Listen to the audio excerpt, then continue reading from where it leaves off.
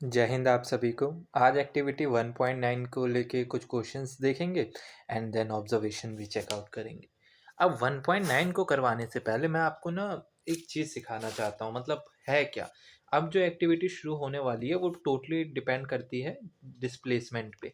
ये टाइप होगी displacement reaction का। अब डिस्प्लेसमेंट रिएक्शन को समझने से पहले आपको एक चीज़ समझनी पड़ेगी जिसे कहते हैं रिएक्टिविटी सीरीज, जो मैं उम्मीद करता हूँ ज़्यादातर बच्चों को याद होती है। और अगर आपको याद नहीं है तो हमें वो याद करनी पड़ेगी। मैं लिख देता हूँ आपके लिए, ठीक है ना। तो रिएक्टिविटी सीरीज कुछ ऐसे चलती है कि सबसे पहले पोटेशियम, फिर सोडियम, फिर आता है कैल्शियम, फिर मैग्नीशियम, देन एल्यूमिनियम। हम इसे अभी याद, जिंक, आयरन, लेड, ठीक है, यहाँ तक। और उसके बाद इसके नीचे आते हैं। इसके नीचे है ये सब हाइड्रोजन, कॉपर, मरकरी, सही लिखा मैंने, सिल्वर और गोल्ड। कोई दिक्कत तो नहीं। ये पूरी रिएक्टिविटी सीरीज है, ठीक है। और ये ऐसे धीरे धीरे डिक्रीज हो रही है, ये और डिक्रीज हो रही है, एक पूरे उसमें आ नहीं सकता। इसमें मैं याद करने के लिए कहता हूँ कि पहले पोटेशियम सोडियम का पेयर बनाओ, कैल्शियम मैग्नीशियम को साथ याद करो, एल्यूमिनियम जिंक आयरन लेड इन सबको साथ में याद करो, एंड देन ये सब धीरे धीरे हो जाता है याद। हम कोई ट्रिक नहीं बनाते, हम सीधा इस पर काम कर लेते हैं। जब जरूरत होती है तो करवा देते हैं। इतनी बार रिपीट करोगे तो याद हो जाएगा।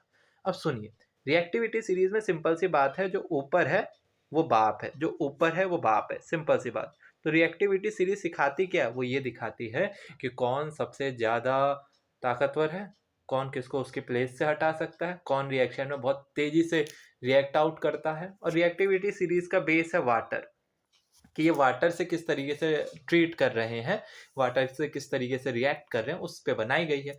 तो सबसे जो इम्पोर्टेंट है और सबसे पहला जो राजा है इसका, वो किंग है। और किंग यहाँ पर कौन है? किंग यहाँ पर है पोटेशियम। तो सबसे बड़ा जो है वो है पोटेशियम। वो किसी को भी डिस्प्लेस कर सकता है, वो सबसे तेजी से वाटर से रिएक्ट करता है और आग लगा लेता है। ये हमने पढ़ रखा है, ठीक है। ये और चीजें बाद में डिस्कस करेंगे। अब मैं दो चीज समझा देता हूँ। सपोज मैंने मैग्नीशियम लिया और मैंने आयरन लिया। मैंने बोला इन दोनों में रिएक्टिविटी किसकी ज्यादा है, कौन ज्यादा रिएक्ट करेगा? तो आप बोलोगे मैग्नीशियम, जो ऊपर है वो ज्यादा अच्छे से रिएक्ट करता है। अब एक्टिविटी पे आते हैं और आपको फिर समझाते हैं। इस एक्टिविटी में क्या हो रहा है कि ये आप ब्लू कलर की चीज देख रहे हो बेटा, इसे कहते हैं, ये है कॉपर सल्फेट का सॉल्यूशन CuSO4, जिसका कलर कैसा होता है? ब्लू। और हम इसके लिए गाना गाते हैं, याद होगा, ब्लू आइज हिप्नोटाइज तेरी, कर दिया मैनू। लेकिन इशू क्या है, इसके आगे नहीं गा सकते ना भाई, एडल्ट हो जाएंगे हम फिर थोड़े से। मैं गा सकता हूँ, कॉपर सल्फेट का कलर ब्लू होता है, लेकिन इसमें वाटर ऑफ क्रिस्टल कितने होते हैं बेटा? किसी को याद है? मैंने लिखवा रखे। वाटर ऑफ क्रिस्टल इसमें होते हैं 5। कितने होते हैं? 5H2O। जरा याद कर लो, आयरन सल्फेट में कितने होते हैं बेटा? याद है? F को उल्टा करके लिख दो, कितना? 7H2O। याद आ रहा है? कैल्शियम सल्फेट में अगर POP है, तो अगर मैं लिखूं POP, तो उसमें होते हैं हाफ H2O। और जिप्सम है तो उसमें कितना होता है? 2H2। याद होगा आप लोगों को, मैं उम्मीद करता हूँ। ठीक है, चलिए आगे बढ़ते हैं। इस एक्टिविटी में होता क्या है कि हम कॉपर सल्फेट का एक सॉल्यूशन लेते हैं। मैं दिखा देता हूँ। इस सॉल्यूशन में हम आयरन की नेल डाल देंगे। किसकी नेल डाल देंगे? आयरन की। और ये बहुत धीरे होती है रिएक्शन, इसलिए इसे हम थोड़ा सा टाइम टेकिंग होता है, 2 से 3 दिन में ये सब होगा। तो रिएक्शन में होगा क्या? देयर इज दिस आयरन, जिसको किस में डाल दिया गया है? कॉपर सल्फेट में। जो कॉपर सल्फेट है उसका कलर कैसा है बेटा? ब्लू। अब ध्यान से समझना, जब आयरन को इसमें डिप कर दिया जाता है तो थोड़ा सा पहले इसको समझो। आयरन क्या है? यहाँ पे एक एलिमेंट है, एलिमेंट है, हाँ या ना। और कॉपर सल्फेट अपने आप में क्या है? एक कंपाउंड है। अब देखो, आयरन अपने आप में एक मेटल है, तो उसकी लड़ाई किससे होगी? जो दूसरा मेटल होगा। तो ये इस रिएक्शन में होता क्या है कि जो एलिमेंट होता है, जो अकेला होता है, वो साथी ढूंढ रहा होता है। इट्स लाइक अ बाप जो अपनी संपत्ति वापसी चाहता है, जो उसके बेटे ने हथिया लिया कहीं ना कहीं। पर हमें ये समझना होगा, ये ढूंढना आना चाहिए कि बाप कौन है। क्या बाप के पास संपत्ति है कि बेटे के पास? तो देखो यहाँ पे जो मेटल है वो कॉपर है, और यहाँ पे कौन है? आयरन। इन दोनों के बीच में कंपैरिजन करना पड़ेगा। इसके लिए क्या याद होनी चाहिए? Reactivity series. क्या याद है आपको? देखो, आयरन कहाँ है? आयरन ये है, और कॉपर है नीचे। ये इसके नीचे आनी थी रिएक्टिविटी सीरीज, समझ गए होंगे। तो आयरन ऊपर और कॉपर क्या उसके नीचे। तो ज्यादा रिएक्टिव कौन हुआ? आयरन। अगर आयरन ज्यादा रिएक्टिव है तो बाप कौन हुआ? आयरन। आयरन आएगा और बोलेगा ए, अपनी जगह रे बाबा, हटने का यहाँ से।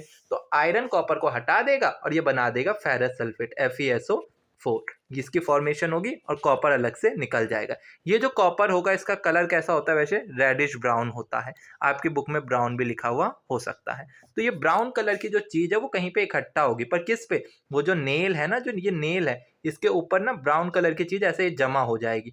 तो वो बोलते हैं, क्वेश्चन में बोला जाता है कि ये जो ब्राउन कलर की चीज चिपकी है, आपके नेल के ऊपर, वो क्या है? वो कॉपर है। और वो कॉपर गया कहाँ से? वो सॉल्यूशन से गया। इस वाला ये जो कॉपर सल्फेट का कॉपर है वो किस पे जाके चिपक गया? आयरन के नेल पे।